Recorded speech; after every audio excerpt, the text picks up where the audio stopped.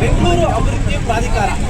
ಈ ಒಂದು ಪ್ರಾಧಿಕಾರದ ವಿರುದ್ಧ ಆಗಾಗ ಸಾಕಷ್ಟು ಸಂಖ್ಯೆಯಲ್ಲಿ ರೈತರಿರ್ಬೋದು, ಬೇರೆ ಬೇರೆ ಭಾಗದವರು ಕೂಡ ಪ್ರತಿಭಟನೆಗಳನ್ನು ಮಾಡ್ತಾನೆ ಇರ್ತಾರೆ. ಇವತ್ತು ಕೂಡ ಮಹಿಳಾ ದಿನಾಚರಣೆ, ಆದರೆ ನೂರಾರು ಮಹಿಳೆಯರು ಸೇರಿಕೊಂಡು ಇವತ್ತು ಬಿಡಿಎ ವಿರುದ್ಧ ಆಕ್ರೋಶಗಳನ್ನು ವ್ಯಕ್ತಪಡಿಸ್ತಾ ಇದ್ದಾರೆ.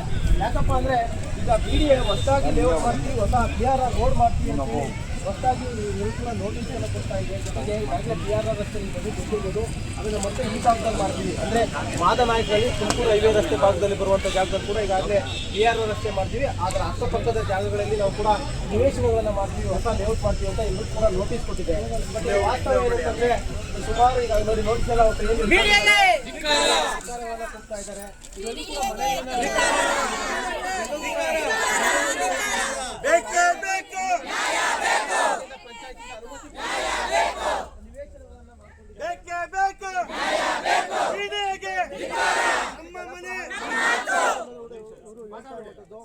ಬಿಡಿಎಗೂ ಬಂದು ಕೂಡ ಪ್ರತಿನಿತ್ಯ ನೂರಾರು ಸಂಖ್ಯೆಯಲ್ಲಿ ಬಂದು ಒಂದು ಮನವಿಯನ್ನು ಕೊಡ್ತಾ ಇದ್ದಾರೆ. ಈ ಒಂದು PRR ರಸ್ತೆ ಯೋಜನೆ ಅದನ್ನು ಕೈ ಬಿಡಬೇಕು, ಜೊತೆಗೆ ಅಕ್ಕಪಕ್ಕದಲ್ಲಿ ಹೊಸದಾಗಿ ಲೇಔಟ್ ಮಾಡೋಕೆ ಏನು ಮುಂದಾಗಿದ್ರೆ ಅದನ್ನು ಕೈ ಬಿಡಬೇಕು ಅಂತ ಮನವಿಗಳನ್ನು ಮಾಡ್ಕೊತಾ ಇದ್ದಾರೆ.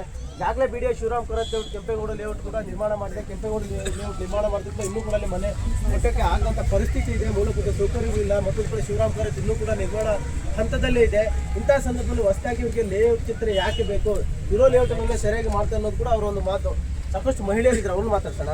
ಮೇಡಮ್ ಹೇಳಿ, ಏನು ಬಿಡಿಎಯಿಂದ ಏನಂತ ನೋಟಿಸ್ ಕೊಟ್ಟಿದ್ದಾರೆ? ನೀವೆಲ್ಲ ಎಷ್ಟು ದಿನ ವಾಸ ಮಾಡ್ತಾ ಇದ್ದಾರೆ? ಮೊದಲನೇದಾಗಿ ಕರ್ನಾಟಕ ಜನತೆಗೆ ಮಹಿಳಾ ದಿನಾಚರಣೆಯ ಶುಭಾಶಯಗಳು. ಇವತ್ತು ನಾವು ಖುಷಿಯಾಗಿ ಅದನ್ನ ಸೆಲೆಬ್ರೇಟ್ ಮಾಡೋಕ್ಕೆ ಆಗ್ತಿಲ್ಲ, ಬಿಕಾಸ್ ಬೀದಿಗೆ ಇಳಿದು ನಾವು ಹೋರಾಟ ಮಾಡೋ ಪರಿಸ್ಥಿತಿ ಬಂದಿದೆ. ನಾವೆಲ್ಲ ಸ್ಟೂಡೆಂಟ್ಸ್, ಇದೇ ಕಾರಣಕ್ಕೆ ಅಪ್ಪ ಅಮ್ಮ ದಿನ ರಾತ್ರಿ ಮಲಗಲ್ಲ. ಅವ್ರನ್ನ ನೋಡಿ ನೋಡಿ ನಮಗೂ ಸಹ ಬೇರೆ ಏನು ಕೆಲಸ ಮಾಡೋಕೆ ಆಗ್ತಿಲ್ಲ, ಎಕ್ಸಾಮ್ಸ್ಗೆ ಫೋಕಸ್ ಮಾಡಿ ಓದೋಕ್ಕೂ ಆಗ್ತಾ ಇಲ್ಲ. ನಂತರನೇ ಲಕ್ಷಾಂತರ ಜನ ಸ್ಟೂಡೆಂಟ್ಸ್ ಫ್ಯೂಚರ್ ಕೂಡ ಇದ್ರ ಮೇಲೆ ನಿಂತಿದೆ.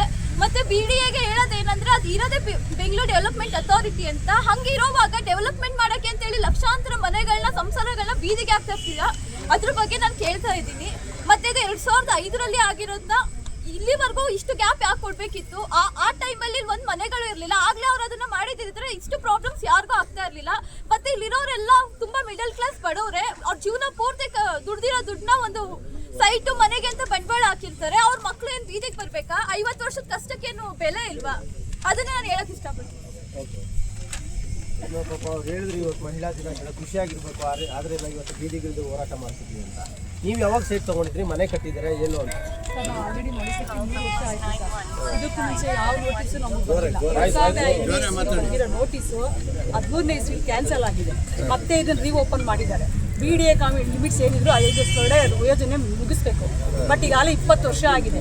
20 ವರ್ಷ ಆದ್ಮೇಲೆ ಬಂದು ನಾವು ಏಕಾಏಕಿ ಈ ಥರ ಮಾಡ್ತೀವಿ ಅಂದರೆ ಜನಗಳು ನಾವೆಲ್ಲಿ ಹೋಗೋಣ? ಇರೋ ಬರೋದೆಲ್ಲ ಮಾರ್ಕೊಂಡು ಬಂದು ಇದು ಮನೆ ಕಟ್ಟಿದ್ದೀವಿ ನಾವು. ಈಗ ದಿಢೀರಂತ ಖಾಲಿ ಮಾಡಿ ಮನೆ ಮಾಡಿ ಅಂದರೆ ನಮಗೆ ಇವಾಗ ಏನಕ್ಕೆ ರಿಜಿಸ್ಟರ್ ಮಾಡಿಸ್ಕೊಂಡ್ರು? ಕಂದಾಯ ಎಲ್ಲ ಯಾಕೆ ಕಟ್ಸ್ಕೊಂಡಿದ್ದಾರೆ ನಮ್ಮ ಹತ್ರ ಅವರು? ಇಷ್ಟೆಲ್ಲ ಕೊಟ್ಬಿಟ್ಟು ಇನ್ನೇನು BBMPಗೆ ಬರ್ತಾ ಇದೆ ಇದು. ಇಷ್ಟರಲ್ಲಿ ನಮಗೆ ಇವಾಗ ನೀವು ನೋಟಿಸ್ ಕೊಟ್ಬಿಟ್ಟು ಖಾಲಿ ಮಾಡಿ ನಾವೆಲ್ಲ ಎಲ್ಲೋ ಹೋಗೋಣ? ವಿಶ್ವ ದಿನಾಚರಣೆ ಏನು ನಾವು ಇಲ್ಲಿ ಏನು ಮಾಡ್ದಂಗೆ ಆಯ್ತು ಇವಾಗ ಲೇಡೀಸ್? ನಮಗೆ ಯಾರು ಈ ರೀತಿ ಎಲ್ಲ ಮಾಡ್ತಾ ಇದ್ದಾರೆ? ಬಿಡಿಎ ಆಫೀಸರೇ ಸರ್, ನಮಗೆ ಬಿಡಿಎಯಿಂದನೇ ಇದೆಲ್ಲ ಆಗ್ತಾ ಇರೋದು. ನಮ್ಗೆ ಇವಾಗ ಯಾರು ಮನವಿ ಮಾಡ್ಕೊತೀವಿ? ಮನವಿ ರಾಜ್ಯ ಸರ್ಕಾರಕ್ಕೆ ನಾವು ಮನವಿ ಮಾಡ್ತಾ ಇದೀವಿ. ಸಿದ್ದರಾಮಯ್ಯ ಅವ್ರನ್ನ ಕೇಳ್ತಾ ಇದೀವಿ, DK ಶಿವಕುಮಾರ್ ಅವ್ರನ್ನ ಕೇಳ್ತಾ ಇದೀವಿ. ನಮ್ಗಳದೆಲ್ಲ ಕಷ್ಟ ನೋಡಿ ನಮ್ಗೆ ಪರಿಹಾರ ಕೊಡಿ, ನಮಗೆ ಮೇನ್ ಮನೆಗಳು ಉಳಿಸ್ಕೊಡಿ, ಸಮಸ್ಯೆಗೆ ಪರಿಹಾರ ಕೊಡಿ. ಸರ್, ನಾವು 15 ವರ್ಷ ಗಾರ್ಮೆಂಟ್ಸ್ ಅಲ್ಲಿ ಕೆಲಸ ಮಾಡಿ ತಂದಿಲ್ಲಿ ಬಂಡವಾಳ ಹಾಕಿ ಜಾಗ ತಗೊಂಡಿದ್ದೀವಿ. ಇವಾಗ ಬಂದು ನಾವು ಮನೆ ಕಟ್ತಾ ಇದೀವಿ. ಇವಾಗ ಬಂದು ಬಿಡಿಎ ಅಕ್ವೈರ್ ಮಾಡ್ಕೊತೀವಿ ಅಂದ್ರೆ ನಾವು ಎಲ್ಲೋಗೋಣ ಸರ್? ನಾವು ಇರ್ಬರೋ ದುಡ್ಡೆಲ್ಲ ಕಷ್ಟಪಡ್ತಾನೆ ಸೈಟ್ ಮೇಲೆ ಹಾಕಿ ಇವಾಗ ಮನೆ ಸ್ಟಾರ್ಟ್ ಮಾಡಿದೀವಿ. ನಾವ್ ಎಲ್ಲೋಗೋಣ ಹೇಳಿ? ಇವಾಗ ಮನೆ ಹೌದು, ನಾವು ಗಾರ್ಮೆಂಟ್ಸ್ ಅಲ್ಲಿ ಕೆಲಸ 15 ವರ್ಷ ಸರ್ವಿಸ್ ಮಾಡಿ ನಾವು ಇಲ್ಲಿ ಭೂಮಿ ಮೇಲೆ ಹಾಕಿದೀವಿ ಸರ್, ನಮ್ದು ಒಂದ್ ಜಾಗ ಇರ್ಲಿ ಅಂತ. ಇವಾಗ ಬಂದು ಈ ತರ ಮಾಡಿದ್ರು, ಇವಾಗ ಮನೆ ಸ್ಟಾರ್ಟ್ ಮಾಡಿದೀವಿ. ಈಗ ಏನ್ ಮಾಡೋದು ನಾವು? ಬ್ಯಾಂಕಲ್ಲಿ ಲೋನ್ ತಗೊಂಡು ಮನೆ ಕಟ್ತಾ ಇದೀವಿ. ಲೋನ್ ಹೆಂಗ್ ಕಟ್ಟೋದು ನಾವು? ಬಂದು ಇವಾಗ ಸಡನ್ ಆಗಿ ಬಂದು ಈ ತರ ನೋಟಿಸ್ ಕೊಟ್ರೆ ಮನೆ ಕಟ್ಟಿ 10 ವರ್ಷ ಆಯ್ತು. 10 ವರ್ಷದಲ್ಲಿ ಲೋನ್ ತಗೊಂಡಿದ್ದೆ. ಇದುವರೆಗೂ ನಾನು ಬಡ್ಡಿ ಕಟ್ಟಿಂದ 1 ಲಕ್ಷ ಅಸಲ್ತಿರಿಲ್ಲ.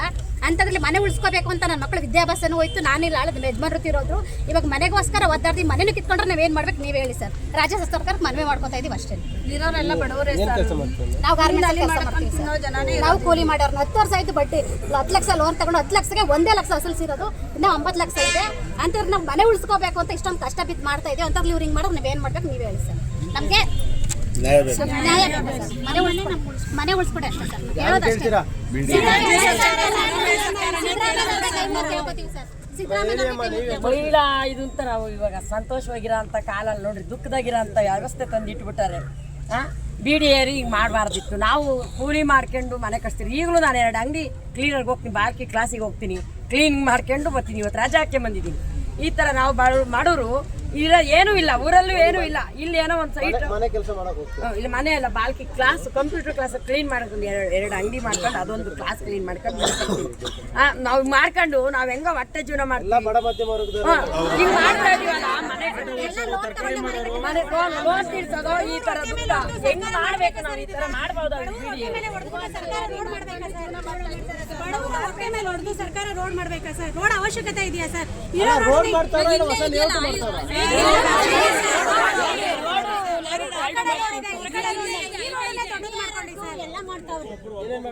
ಸರ್ ಪಿಯರ್ 2 ಬರಬಾರ್ದು ಸರ್. ಇಲ್ಲಿ ನಮಗೆ 1 ಕಿಲೋಮೀಟರ್ ದೂರ ಸುತ್ತಮುತ್ತ ರೋಡ್ಗಳಿದಾವೆ.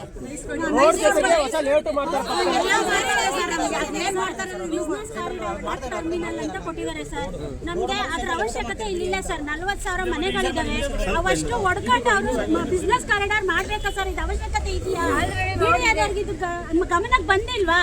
ಅಥವಾ ಬಂದಿದ್ದು ಅವೈಜ್ಞಾನಿಕವಾಗಿ ಏನಾದ್ರು ಅವ್ರು ಇದು ಮಾಡ್ತಾ ಇದಾರಾ? ಇದು ನಮ್ಗೆ ನ್ಯಾಯ ಬೇಕು ಸರ್. ಇದು ಬೇಡ ಸರ್, ಯಾವ ರೋಡ್ ಬೇಡ. ನಮ್ಗೆ 2005-2006 ಇಸ್ವಿಲಿ ಭೂ ಸ್ವಾಧೀನ ಮಾಡ್ಕೋತೀವಿ ಅಂತ ಹೇಳಿ ಕೆಲವು ಸರ್ವೆ ನಂಬರ್ಗಳನ್ನ ಕೊಟ್ಟಿದ್ರು ಸರ್. ಇವಾಗ ಅವತ್ತಿಗಿಂತ ಏನ್ ಸರ್ವೆ ನಂಬರ್ಗಳನ್ನ ಇಲ್ಲಿ ಮೆನ್ಷನ್ ಮಾಡಿದ್ರು, ಇವತ್ತು ಅದಕ್ಕಿಂತ ಜಾಸ್ತಿ ಸರ್ವೆ ನಂಬರ್ಗಳನ್ನ ಸೇರಿಸಿ ನೋಟಿಸ್ ಮಾಡ್ತಾ ಇದ್ದಾರೆ. ಇವತ್ತು ಈ ಏರಿಯಾಗೆ ಬರುತ್ತೆ, ನಾಳೆ ಇನ್ನೊಂದು ಏರಿಯಾಗೆ ಬರುತ್ತೆ, ನಾಳೆ ಇನ್ನೊಂದು ಒಂದೇ ಒಂದು ಪ್ರಶ್ನೆ, ಅವ್ರೇನು ಉತ್ತರ ಕೊಡ್ತಾರೆ? ಇವರೆಲ್ಲ